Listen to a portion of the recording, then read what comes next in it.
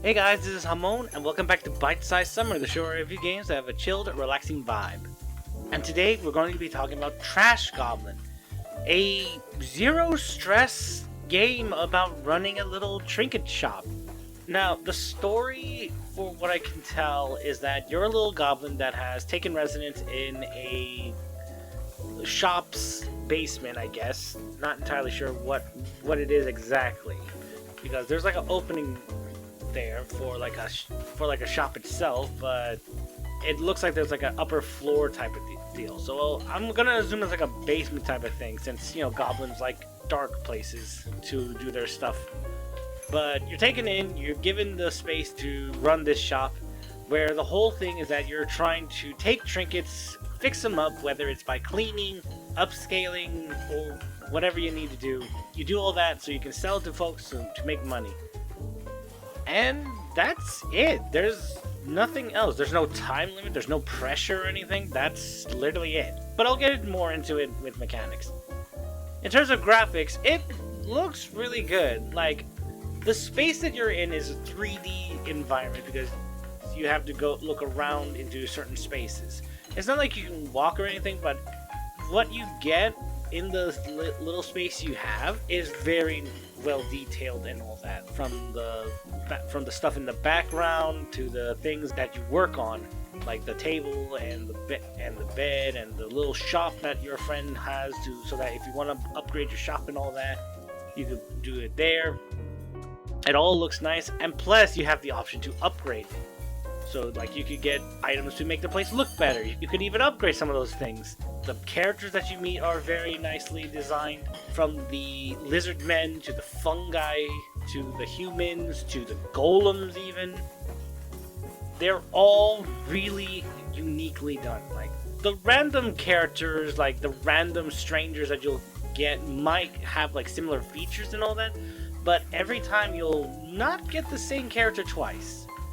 There are key characters that you meet, but they're all very unique in their look, so that they differentiate from everyone else. So, honestly, it's all a really good look. I love how it all just appears. It's very pleasing to the eyes, it's very relaxing and all that. So, honestly, no real problems there. Well, maybe one thing. I would like to be able to like see like the front of the shop. Like, see if you want to maybe like make it look a little nicer or something like that. I don't mean like, oh, a 3D thing of the shop. Like, just, if anything, have a little button that'd be like, oh, this is the front of your shop. Do you want to change it? And you press yes, and you'd be like, okay, what do you want to change? The color? Do you want to put like some plotted plants around? That kind of thing. I don't expect like a full 3D render of the front of the shop. I just wouldn't mind being able to like be like, hey, how do you want the front to look for the customers? And then you even have like a little meter that shows like how unique it looks or how interesting it looks, that makes people want to stop by more often or less often, type of thing. That's honestly just my thoughts about that. Otherwise, it goes more into mechanics now. So the way it works is that you get this bag of trinkets that have been collected from folks as they go out adventuring. And you take those trinkets and you have to chisel them out first with a chisel. The way that works, you could either have it that you chisel it yourself or you have it auto chisel. Either way, you'll have to do very different things depending on what the trinket is covered in. There are different types of crud on it. Like, you have regular dirt crud, then you have like caked mud crud, which makes it a little harder to take off, and then you have like rock crud, which is like more solid than the mud crud. I'm not entirely sure what it's called. I'm just doing it based off of the appearance and all that. And then you have glass shards, which will break all at once you hit one of them. And then there's these ones that are basically like geodes, that the way that works is that you hit the first one and then you have to keep hitting it in the direction that you see. It's not like you can hit it from anywhere else. That's why I call it like the geode thing, because it also has like that design of when you open one up, it has that little geode pattern in it. Once you get all of that stuff off, you have your trinket. Now, you could sell the trinket as is, but the problem is it's dirty. So unless the person doesn't care how it looks, you have to clean it.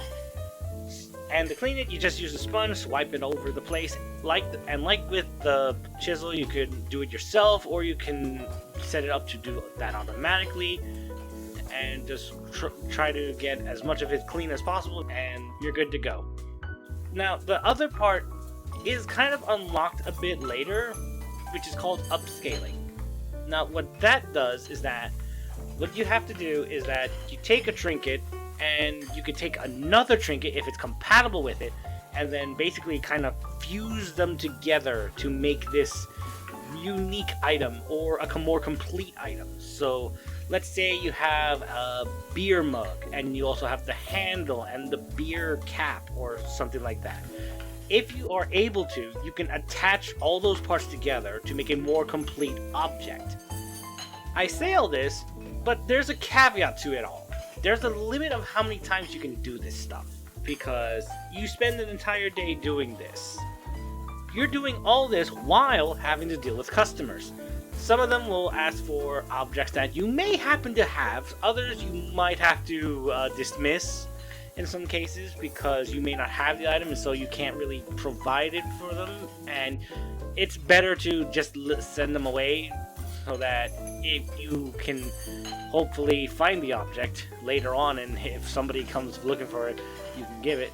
But like I said, there are then special NPCs that will come that you will ask for items as well. When you dismiss them, they will go away, but you can send for them so that they can come back when you have the item ready for them. Because those guys are story-focused NPCs, I would probably say specifically. You have this one lizard man that is looking for bedpans at first, and then he also looks for a hefty jug. I'm not entirely sure if it's going to be mostly bedpans from him, but it's a very interesting thing. And then there's this little fungus guy that runs a little adventuring tourist type of deal, and he has you at one point make a teapot grandma egg fusion thing so that they can make like a little hokey myth type of thing to the cave and all that. It's all in good fun and all that. And that's not even getting into other factors such as the market one, where you can go elsewhere in a little cart and take in jobs or such to help folks, whether they're asking for an object you might have or if they want you to repair something that they have. Either way, it's all in really good fun. I enjoy it very much. The game is available on Steam, by the way. There is just one caveat. At the time of this recording, this game is in early access. They do have plans for the 1.0 release, like the full release and all that. You know, after getting most of the bugs out and such. And from the looks of it, it's looking like what I've been playing is mostly what's gonna happen. But it's really good. I definitely would recommend it. And so, honestly, that's all I can really say about it. So, thank you all so much for watching. I hope you enjoyed this episode of Bytesize Summer. If you did, please leave a like, favorite, and subscribe to the channel for more videos like this. Check out my socials so that you know when I post other things, whether it's TikToks, art, ramblings, or even when I stream. But otherwise, thank you once again for watching, and I hope to see you next time. Bye!